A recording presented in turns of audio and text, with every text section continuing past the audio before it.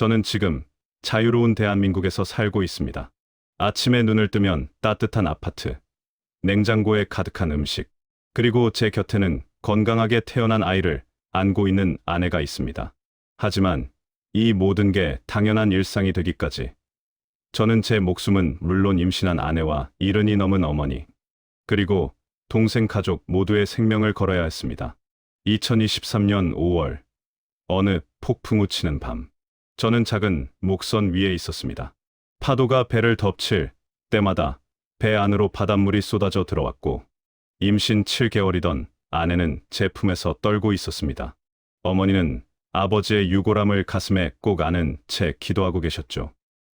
여보, 우리 죽는 거 아니야? 아내의 떨리는 목소리가 폭풍우 소리 사이로 들렸습니다. 저는 대답할 수 없었습니다. 솔직히 저도 우리가 살 수 있을지 확신할 수 없었으니까요. 하지만 한 가지는 분명했습니다. 이대로 북한에 남아 있었다면 우리는 분명히 죽었을 거라는 것. 굶주림으로 혹은 체제의 탄압으로. 그 순간 멀리서 불빛이 보였습니다. 저기 불빛이. 그것은 대한민국 해군 함정이었습니다. 저는 그때 알았습니다. 우리가 드디어 살았다는 것을. 여러분, 자유는 공짜가 아닙니다. 저는 그 자유를 얻기 위해 몇 년을 준비했고 생명을 걸었으며 모든 것을 버려야 했습니다. 이 믿기 힘든 탈출기가 궁금하시다면 구독과 좋아요 부탁드립니다. 그리고 끝까지 시청해 주신다면 여러분은 자유가 얼마나 소중한 것인지 다시 한번 느끼실 수 있을 겁니다. 지금부터 그 전말을, 제가 어떻게 북한을 탈출했는지를 처음부터 들려드리겠습니다. 제 이야기는 북한 함경북도의 한 작은 도시에서 시작됩니다. 저는 그곳에서 태어나고 자랐습니다.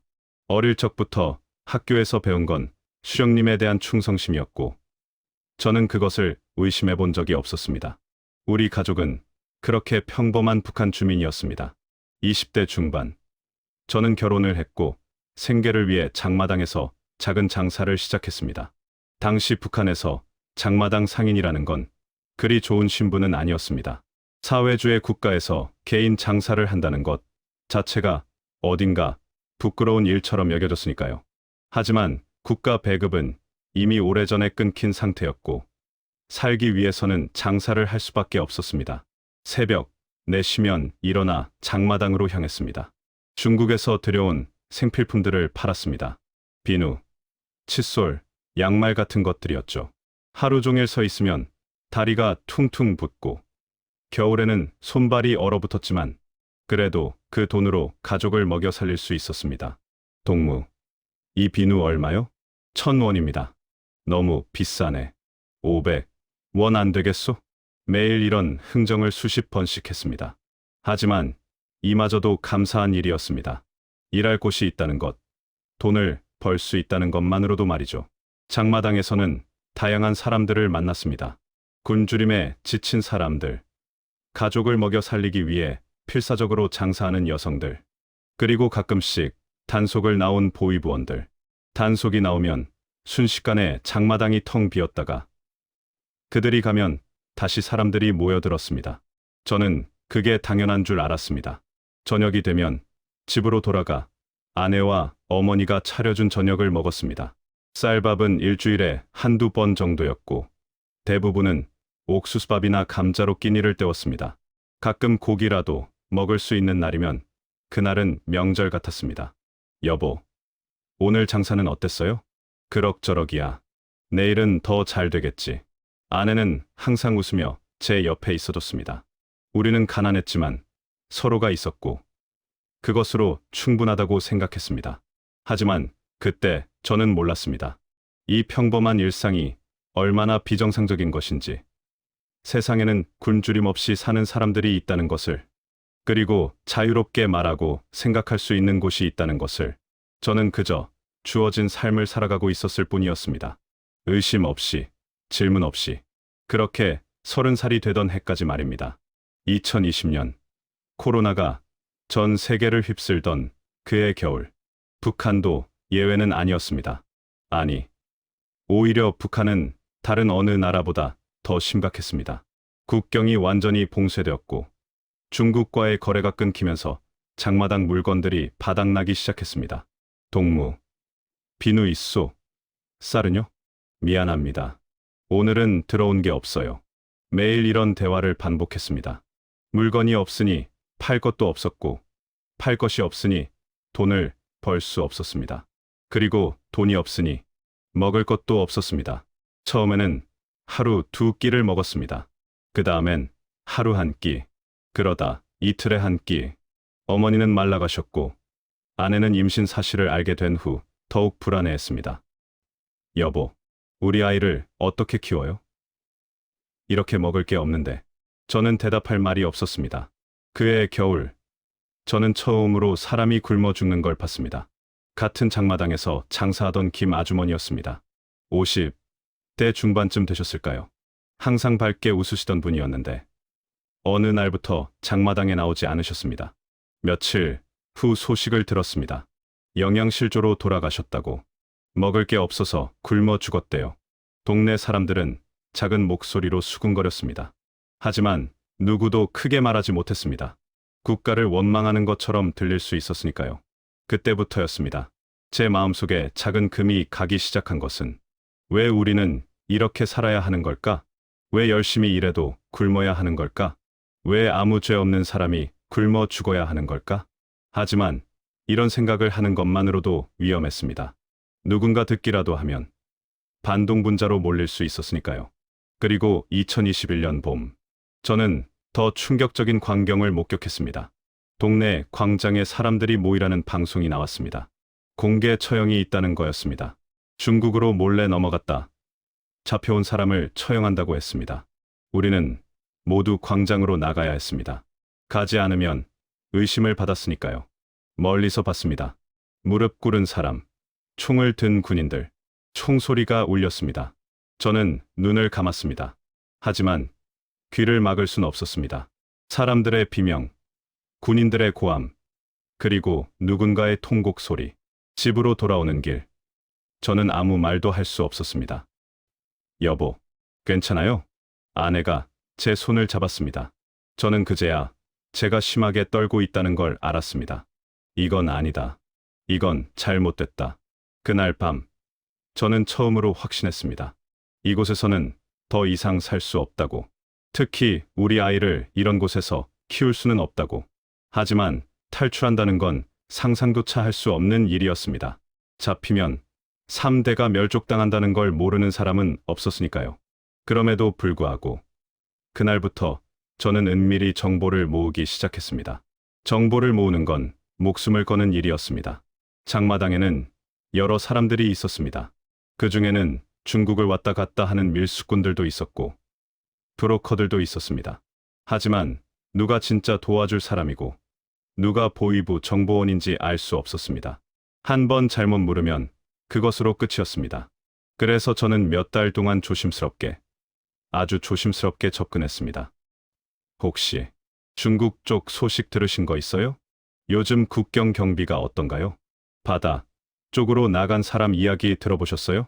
이런 식으로 슬쩍슬쩍 물어보며 정보를 조각조각 모았습니다.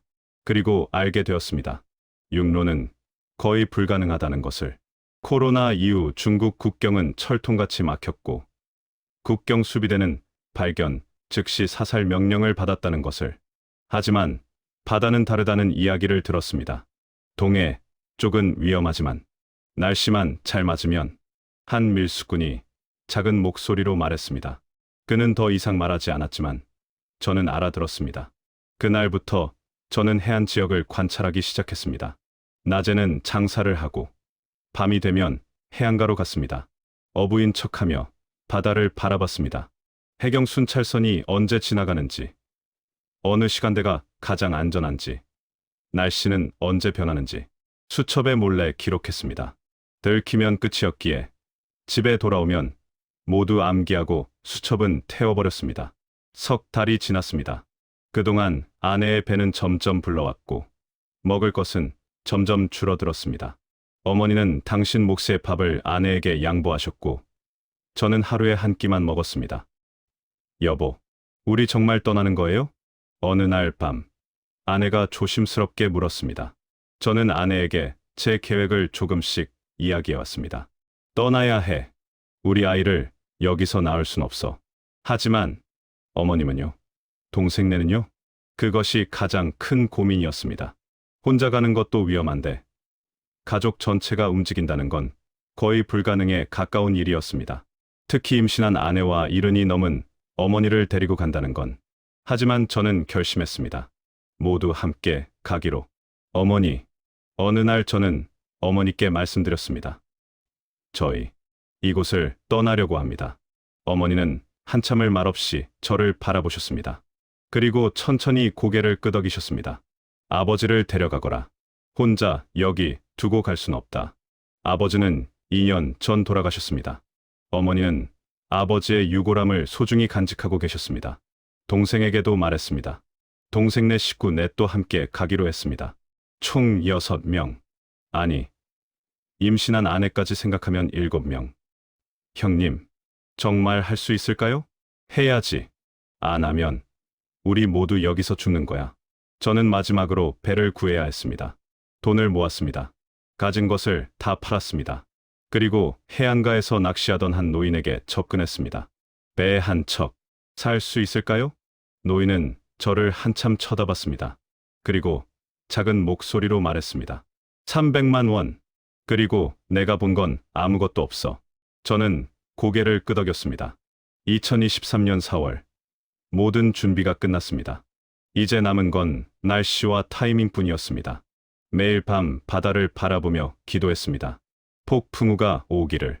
해경이 순찰을 못할 만큼 거센 폭풍우가 오기를. 그리고 5월 15일. 일기예보에서 사흘 동안 폭풍우가 온다는 소식을 들었습니다. 이때다. 저는 가족들에게 말했습니다. 내일 밤 11시. 해안가에서 만나자. 5월 16일. 오후 9시. 저는 평소처럼 장마당을 정리했습니다. 아무도 눈치채지 못하게 평범한 하루의 끝처럼 행동했습니다. 내일 또 봅시다, 동무. 네. 내일 봐요. 하지만 저는 알고 있었습니다. 이것이 마지막이라는 것을. 내일 이 자리에 제가 없을 거라는 것을. 집으로 돌아가는 길. 심장이 터질 것 같았습니다. 집에서 가족들이 기다리고 있었습니다. 모두 평소 옷을 입고 있었지만 그 안에 옷을 겹겹이 껴입은 게 보였습니다. 가방은 작았습니다. 너무 크면 의심받으니까요. 준비됐어? 어머니가 아버지의 유골함을 품에 안고 계셨습니다. 아내는 배를 감싸며 긴장한 표情으로 서 있었고 동생네 가족도 떨리는 손으로 짐을 움켜쥐고 있었습니다. 자, 이제 나가자. 그런데 기억해. 우리는 그냥 밤 산책 나온 가족이야. 10시 30분. 집을 나섰습니다. 거리는 어두웠습니다. 전기가 없는 날이었고 가로등도 꺼져 있었습니다. 오히려 다행이었습니다. 하지만 해안가로 가는 길에는 검문소가 있었습니다. 이것이 가장 큰 고비였습니다. 저기, 검문소다. 동생이 작은 목소리로 말했습니다. 조용히, 계획대로 가자. 저는 미리 준비한 술병을 꺼냈습니다. 그리고 일부러 비틀거리며 걸었습니다. 거기, 멈춰. 군인이 소리쳤습니다. 아이고, 동무. 우리 좀 지나가게 해주시오. 집에 가는 길이오. 저는 술 냄새를 풍기며 말했습니다. 실제로 마신 건 아니었지만 미리 옷에 술을 뿌려놨습니다. 이 시간에 어딜 가는 거야? 바닷가에서 술 한잔 했소. 날씨도 좋고 해서 말이오. 군인이 저를 쳐다봤습니다. 긴장됐지만 태연한 척했습니다. 빨리 가. 통금 시간이다. 고맙소, 동무. 우리는 검문소를 통과했습니다. 그 순간까지도 심장이 멈출 것 같았습니다. 해안가에 도착한 것은 11시 정확히였습니다. 폭풍우가 몰아치고 있었습니다. 파도가 거세게 해안을 때렸고 바람이 옷을 찢을듯이 불어댔습니다. 여보, 정말 이 날씨에 배를 타는 거예요? 아내가 두려움에 떨며 물었습니다. 이 날씨여야 해. 해경 순찰선이 못 나오니까. 미리 숨겨둔 작은 목선이 있었습니다. 길이 5m 정도의 낡은 배였습니다. 모두 타. 하나씩 배에 올랐습니다. 어머니를 부축하고 임신한 아내를 조심스럽게 태웠습니다. 그때였습니다. 저기 사람 있다. 멀리서 목소리가 들렸습니다. 순찰되었습니다. 빨리 빨리 타. 저는 서둘러 배를 밀었습니다. 파도가 배를 때렸지만 멈출 수 없었습니다. 멈춰. 멈추지 않으면 쏜다. 뒤에서 고함이 들렸습니다. 엎드려. 저는 가족들에게 소리쳤습니다. 그리고 있는 힘껏 노를 저었습니다. 탕, 탕. 총소리가 들렸습니다. 총알이 물을 가르며 날아왔습니다. 아, 동생이 비명을 질렀습니다. 총알이 스쳐 지나간 것이었습니다. 다행히 맞지는 않았습니다. 계속 멈추면 안 돼. 배는 점점 해안에서 멀어졌습니다. 총소리는 계속됐지만 폭풍우 때문에 저희를 맞추기 어려웠던 것 같습니다. 10분쯤 지났을까요? 총소리가 멈췄습니다. 우리는 사정거리 밖으로 나간 것이었습니다. 하지만 이제는 폭풍우와 싸워야 했습니다. 파도가 배를 덮쳤습니다. 바닷물이 배 안으로 쏟아져 들어왔습니다. 여보, 무서워요. 아내가 제 품에서 떨고 있었습니다. 괜찮아. 우리 살 수 있어. 하지만 저도 확신할 수 없었습니다. 폭풍우는 점점 거세졌고 배는 파도에 휩쓸려 이리저리 흔들렸습니다. 어머니는 아버지 유골함을 꼭 안은 채 기도하고 계셨습니다. 부디 우리를 살려주소서. 그렇게 우리는 캄캄한 바다 한가운데 생과 사의 경계에 서 있었습니다. 시간이 얼마나 지났는지 알 수 없었습니다. 폭풍우 속에서 시간 감각은 사라졌습니다. 1시간이 하루 같았고 1분이 영원 같았습니다. 파도가 배를 덮칠 때마다 우리는 서로를 붙잡았습니다. 다들 놓지 마. 절대 놓지 마. 저는 한 손으로는 노를 잡고 다른 손으로는 아내를 붙잡았습니다. 동생은 어머니를 안고 있었고 동생 아내는 두 아이를 품에 꼭 껴안고 있었습니다. 배 안에는 바닷물이 가득 찼습니다. 물을 퍼내야 해. 우리는 손으로, 신발로 무엇이든 사용해서 물을 퍼냈습니다. 하지만 퍼내는 속도보다 들어오는 속도가 더 빨랐습니다. 형님, 배가 가라앉는 거 아니에요? 동생의 떨리는 목소리가 들렸습니다. 아니야. 우리 살 수 있어. 조금만 더 버티자. 하지만 저도 두려웠습니다. 정말 이대로 죽는 건 아닐까? 북한을 벗어나는 대신 바다에서 죽는 건 아닐까? 그때 아내가 비명을 질렀습니다. 아파. 배가 아파. 제 심장이 멎는 것 같았습니다. 임신 7개월인 아내가 진통을 느끼기 시작한 것이었습니다. 여보, 진정해. 괜찮아. 조금만 참아. 하지만 어떻게 괜찮을 수 있겠습니까? 폭풍우 치는 바다 한가운데서 아무런 의료 장비도 없이 하느님, 부디 어머니의 기도 소리가 폭풍우 소리에 섞였습니다. 1시간이 더 지났습니다. 그리고 폭풍우가 조금씩 잠잠해지기 시작했습니다. 파도도 조금 약해졌고 비도 그쳤습니다. 형님, 저기 동생이 어딘가를 가리켰습니다. 멀리, 아주 멀리 불빛이 보였습니다. 저게 뭐지? 처음에는 북한 순찰선인가 싶어 심장이 멎는 줄 알았습니다. 하지만 불빛이 점점 가까워지면서 저는 그것이 무엇인지 알 수 있었습니다.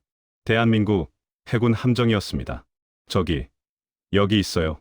도와주세요. 우리는 미친 듯이 손을 흔들었습니다. 불빛이 우리를 비췄습니다. 확성기에서 한국말이 들렸습니다. 거기 배에 타신 분들. 우리는 대한민국 해군입니다. 구조하겠습니다. 그 순간 저는 무너졌습니다. 살았습니다. 우리가 살았습니다. 여보, 우리 살았어. 살았어. 아내를 끌어안고 울었습니다. 어머니도 우셨고 동생네 식구들도 모두 울었습니다. 해군 함정이 다가왔습니다. 밧줄이 내려왔고 군인들이 하나씩 하나씩 우리를 끌어올렸습니다.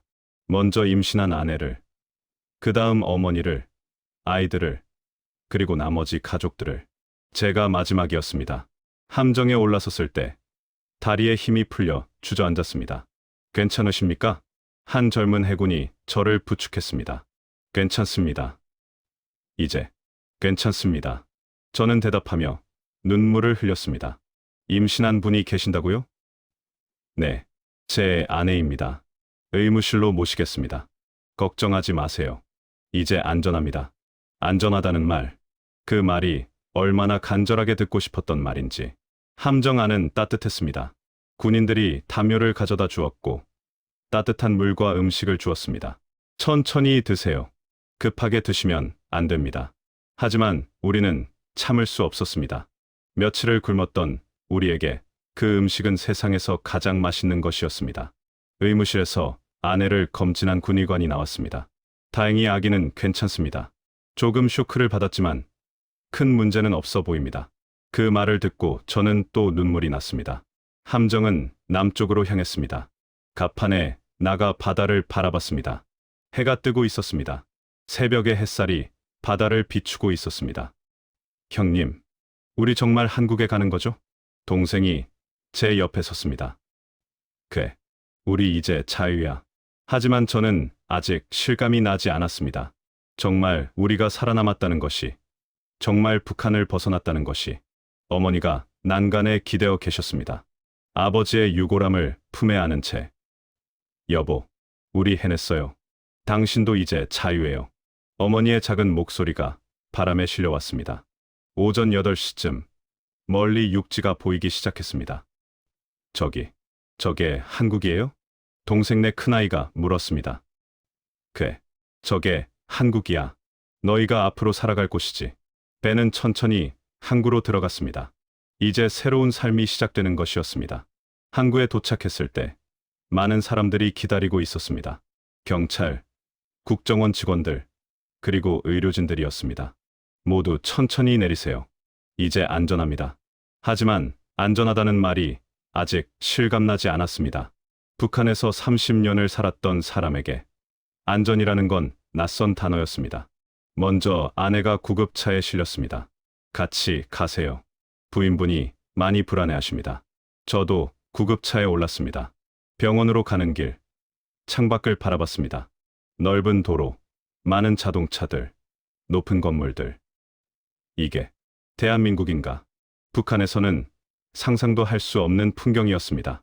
병원에 도착해서 아내는 정밀 검사를 받았습니다. 의사가 나와서 말했습니다. 다행히 산모와 아기 모두 건강합니다. 조금 쉬면 괜찮을 겁니다. 저는 그제야 숨을 쉴 수 있었습니다. 나머지 가족들도 검진을 받았습니다. 모두 영양실조 판정을 받았지만 심각한 건강 문제는 없었습니다. 며칠 후 우리는 정부 시설로 이송되었습니다. 조사가 시작되었습니다. 우리가 정말 북한에서 온 것인지, 어떻게 탈출했는지, 누구의 도움을 받았는지 질문은 끝없이 이어졌습니다. 북한 어디에서 사셨습니까? 가족 관계는 어떻게 되십니까? 탈출하게 된 이유가 무엇입니까? 저는 모든 것을 솔직하게 말했습니다. 숨길 이유도, 숨길 것도 없었습니다. 일주일 정도 조사가 계속됐습니다. 그동안 우리는 그 시설에서 지냈습니다. 처음으로 마음 놓고 잘 수 있었습니다. 굶주릴 걱정도, 감시당할 걱정도 없이. 여보, 이게 꿈은 아니겠죠? 밤마다 아내가 물었습니다. 꿈이 아니야. 우리 정말 한국에 왔어. 하지만 저도 가끔 믿기지 않았습니다. 조사가 끝난 후 우리는 하나원으로 갔습니다. 탈북민들을 위한 정착 교육시설이었습니다. 그곳에서 석 달 동안 생활하며 한국 사회에 적응하는 법을 배웠습니다. 한국어 교육이 있었습니다. 북한말과 한국말이 많이 다릅니다. 동무가 아니라 친구라고 해야 합니다. 수령님이 아니라 대통령님이라고 합니다. 처음에는 어색했습니다. 30년 동안 써온 말을 바꾸는 게 쉽지 않았습니다. 컴퓨터 교육도 받았습니다. 북한에서는 컴퓨터를 만져본 적이 없었습니다. 마우스를 잡는 것조차 낯설었습니다. 이렇게 클릭하시면 됩니다. 인터넷으로 원하는 정보를 검색할 수 있습니다. 신기했습니다. 그리고 두려웠습니다. 이 많은 것들을 과연 제가 배울 수 있을까? 가장 힘든 건 어머니였습니다. 70이 넘은 어머니에게 새로운 세상은 너무 낯설고 어려웠습니다. 얘야, 나는 이게 다 어렵구나. 북한이 그립다. 어머니의 말에 가슴이 아팠습니다. 어머니, 조금만 참으세요. 곧 익숙해지실 거예요. 하지만 어머니는 매일 아버지 유골함 앞에 앉아 계셨습니다. 여보, 우리 잘한 거 맞죠? 잘한 거 맞죠? 한편 아내의 출산일이 다가오고 있었습니다. 병원에서 출산하실 수 있습니다. 걱정하지 마세요. 하나원 직원이 말했습니다. 7월 초, 아내가 진통을 시작했습니다. 병원으로 급히 이송됐고, 몇 시간 후, 축하합니다. 건강한 아들입니다. 아이의 울음소리가 들렸습니다. 저는 그 순간을 평생 잊지 못할 것입니다. 자유로운 땅에서 태어난 우리 아이, 굶주림을 겪지 않아도 되는, 억압받지 않아도 되는 우리 아이. 여보, 우리 아들이에요. 아내가 아이를 안고 울었습니다. 저도 울었고, 어머니도, 동생네 식구들도 모두 울었습니다. 이름은 뭐라고 지을까요? 아내가 물었습니다. 자유. 우리 아들, 이름을 자유라고 짓자. 자유. 좋아요. 김자유. 그렇게 우리 아들은 자유로운 대한민국에서 첫 숨을 쉬었습니다. 하나원 교육이 끝날 무렵, 정부에서 전세 자금과 정착금을 지원해줬습니다. 이 돈으로 새 삶을 시작하세요. 힘든 일 있으면 언제든 연락주세요. 드디어 우리는 하나원을 나와 진짜 한국 사회로 나가게 되었습니다. 서울 외곽의 작은 아파트를 얻었습니다. 엘리베이터를 타고 올라가며 아내가 말했습니다. 여보, 우리 정말 이 아파트에서 사는 거예요? 그래, 이제 우리 집이야. 문을 열고 들어갔을 때 모두 말을 잃었습니다. 넓지는 않았지만 북한의 우리 집보다 훨씬 좋았습니다. 수도에서 물이 나왔고 전기가 들어왔고 난방이 되었습니다. 여기서 정말 살아도 되는 거예요? 동생이 믿기지 않는다는 표정으로 물었습니다. 그래, 이제 우리는 자유야. 그날 밤 우리는 처음으로 우리 집에서 잠을 잤습니다. 자유로운 대한민국에서의 첫날 밤이었습니다. 그로부터 2년이 지났습니다. 지금 저는 한국에서 살고 있습니다. 작은 회사에 다니며 월급을 받고 주말에는 가족과 함께 시간을 보냅니다. 아침에 눈을 뜨면 옆에 아내가 있고 거실에서는 3살이 된 자유가 뛰어놉니다.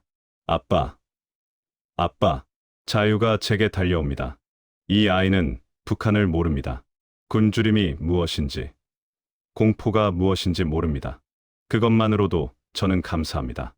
하지만 적응이 쉽지만은 않았습니다. 처음 회사에 취직했을 때 모든 게 낯설었습니다.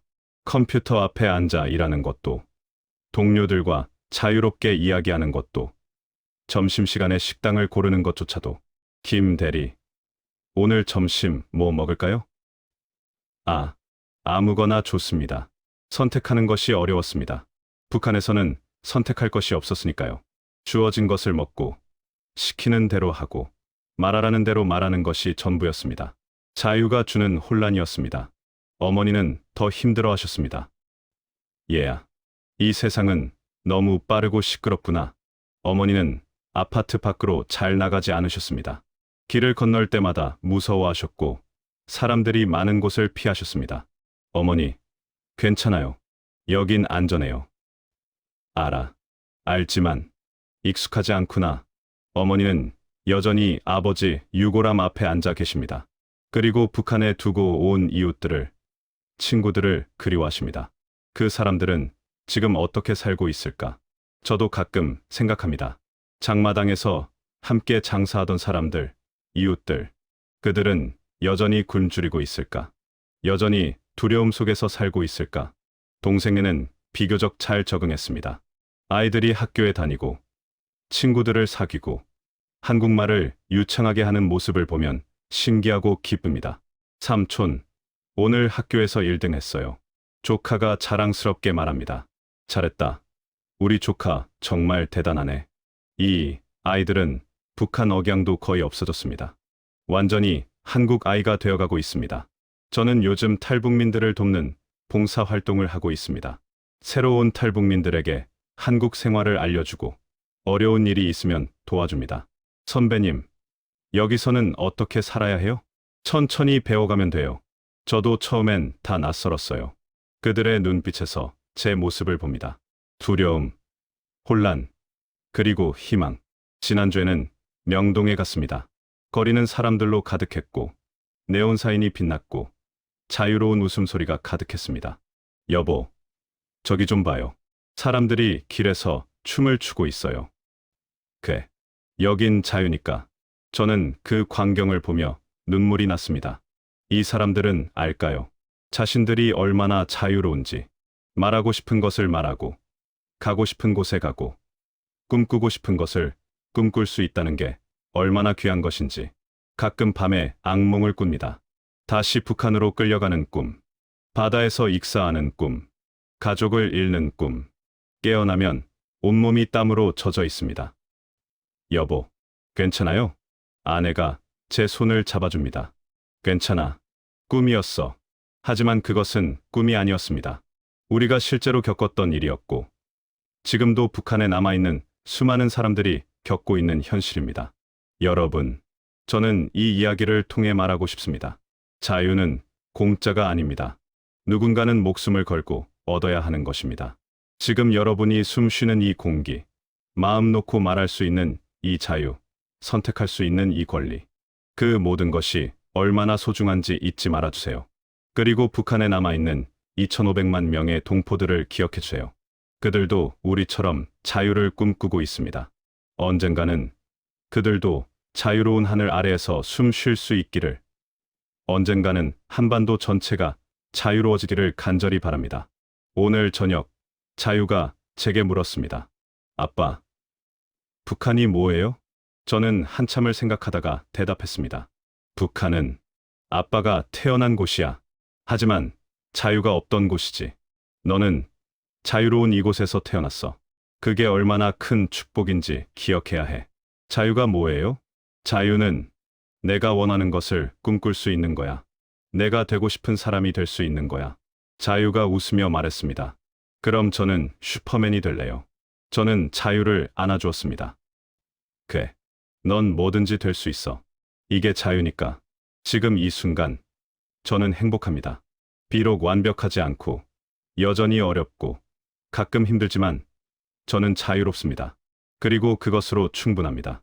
여러분, 오늘 하루도 자유롭게 사셨나요? 그렇다면 그것에 감사하며 살아가시길 바랍니다. 이것이 제 이야기였습니다. 들어주셔서 감사합니다.